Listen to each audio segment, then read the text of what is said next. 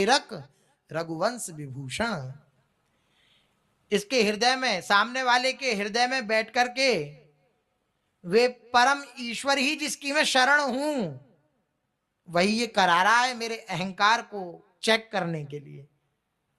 सामने से अगर गाली आई और हमने भी फिर इधर से दे दी दो गालियां और बढ़ा करके, तो फेल हो गए। सामने से आई और हम पहचान गए, नाथ नाथ आप ही हो, आप ही हो, आप ही हो, अंदर से आप ही हो प्यारे, बस आनंदित हो गए, अपनी स्थिति से हम उठ गए। जिनकी हम शरण हैं वही प्रतिकूलता भेजते हैं, कोई और नहीं है। और अधिक बात, वही प्रतिकूलता स्वरूप से स्वयं आते हैं। क्यों आते हैं भाई? हम उनकी शरण में, हमें तो खूब लड्डू पेड़ा खाने चाहिए, बस इससे अलावा कुछ नहीं, हमें कसैला कड़वा नहीं मिलना चाहिए। अरे हम प्रभु की शरण है, हमें तो बढ़िया लड्डू पेड़ा रबड़ी बर्फी यही मिलना चाहिए। नहीं नहीं नहीं, वे परम चतुर शिरोमणि अपने चेले को कच्चा नहीं छोड़ते। उसके अहंकार को ऐसे बना देते हैं जैसे कुम्हार अपनी मिट्टी को बनाता है ना, एक भी रेशा ना रह जाए, एक भी कंकड़ ना रह जाए।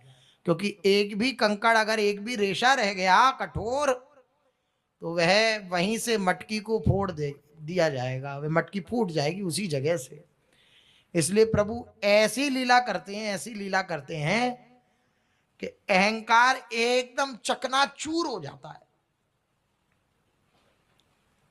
अंदर अंदर लगेगा नहीं हमारा तो हो गया, नहीं अभी नहीं हुआ। जब होता है ना, तब उस स्थिति में भगवत साक्षात्कार हो जाता है। अहंकार का समर्पण ही भगवत साक्षात्कार है। जहां अहंकार का विलय हुआ प्रभु के श्री चरणों में, ये शुद्ध अहंकार जागृत हुआ, मैं लाडलीजू की दासी, बस अनुभव हो गया। ये अहंकार बहुत ऊंचाई तक पिंड नहीं छोड़ता। इस बात का भी अहंकार हो जाता है कि मैं अहंकारी नहीं हूं, इस बात का भी अहंकार हो जाता है।